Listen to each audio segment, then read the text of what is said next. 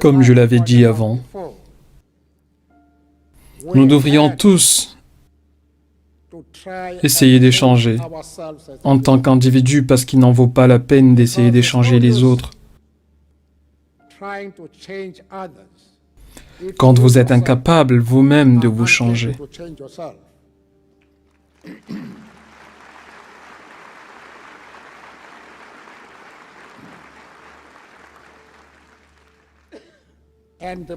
Et le problème, c'est que notre émotion nous disait « C'est révoltant pour moi d'aller parler à des gens qui, pendant plus de 3 siècles, nous ont persécutés et nous traitaient comme des bons à rien. » Ça, c'est ce que notre émotion nous disait. Nous pensons à partir du sang quand nous pensons telle chose. Mais notre cerveau disait le contraire. Notre cerveau nous disait, si vous ne dialoguez pas avec vos ennemis, ce pays partira en feu.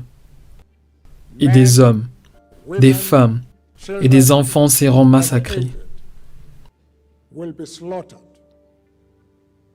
Et notre cerveau a prévalu. Nous nous sommes mis à discuter.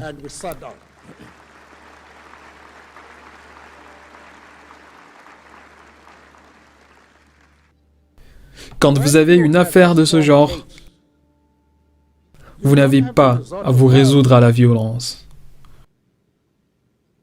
Vous devriez rencontrer votre opposant parce que la violence ne sera pas la solution. Si vous donnez à votre ennemi la chance d'user de la violence, vous n'allez jamais le convaincre. Ça sera la force des armes. Alors que si vous vous posez et parlez, vous pouvez faire rallier quelqu'un qui a un point de vue différent du vôtre. Et c'est ce que nous avions fait.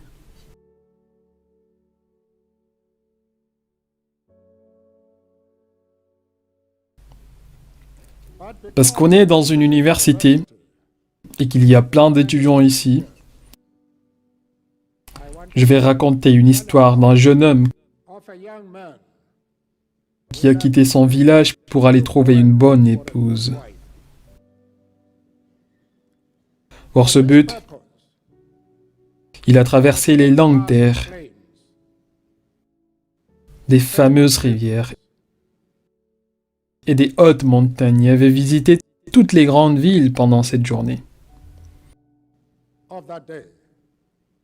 Il a rencontré des reines, des belles princesses, des actrices, des femmes riches et influentes, celles qui viennent du centre urbain et des périphéries. Il a fait tout le tour et n'arrivait pas à trouver la femme qu'il recherchait. De fait, il rentra chez lui. Et éventuellement, atteint son village, il rentrait pour mourir parce qu'il ne trouvait aucune raison de continuer à vivre. Il a échoué dans son rêve le plus fervent. Mais, en rentrant dans son village, il a vu la fille de la porte à côté. Ils avaient à peu près le même âge. Ils avaient fréquenté la même école. Ils avaient dansé ensemble. Mais pendant cette période, il n'a jamais vu en cette fille la fille de ses rêves. Mais ayant fait le tour du monde pour trouver la femme de son rêve, il a réalisé que c'était celle qui était juste à côté de chez lui. Qu'est-ce que cela signifie? Cela signifie que vous devriez développer votre confiance en vous. De la confiance en vous parce que vous n'êtes pas seulement un actif pour votre nation, pas seulement un leader de demain. Chacun d'entre vous a la capacité d'atteindre la plus haute position dans votre pays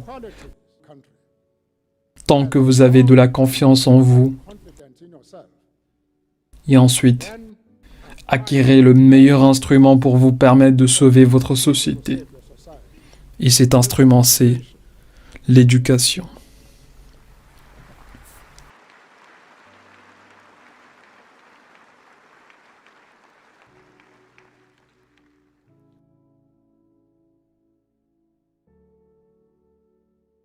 Ma femme, mes collègues qui m'accompagnent ici à cette cérémonie, doivent m'excuser de devoir raconter la même histoire. Mais vous verrez combien c'est approprié pour moi de la répéter. Et cette histoire est celle-ci. J'ai contacté une agence dans mon pays et une dame avait décroché. Je lui ai demandé « À qui ai-je l'honneur ?» Elle me répond « À moi ». Je lui ai dit « Je sais, jeune femme, que je m'adresse à vous, mais quel est votre nom ?» Elle me dit « Qui êtes-vous pour me demander mon nom? Quel est votre nom, vous ?» Je lui ai dit « D'accord, jeune femme, aussitôt que vous me direz votre nom, je vous dirai le mien. » Et pendant que nous discutions sur qui d'entre nous doit donner son nom en premier, elle devint assez rude et me dit « T'as l'air de manquer de respect. As-tu passé ton matric ?» Le matric dans notre pays est l'équivalent d'un examen d'entrée à l'université. Je lui ai dit « Bon, jeune femme, tu devrais être prudente parce que si on est obligé d'avoir un certificat matric pour vous adresser la parole, je travaillerai dur, je passerai mon matric et je serai dans la même classe que vous. Et ça, c'est une trahison. » Il répondit « Tu ne seras jamais dans ma classe » et raccrocha le téléphone. Combien j'aurais souhaité qu'elle soit là aujourd'hui.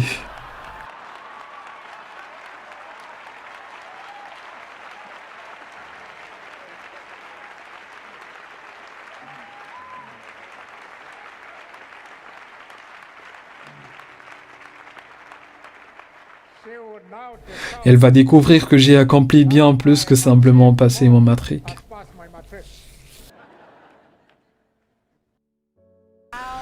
Comment un homme ayant passé 27 ans en prison, emprisonné par un oppresseur, et en sortir sans haine ni rancœur, mais avec un cœur prêt à pardonner et embrasser autrui?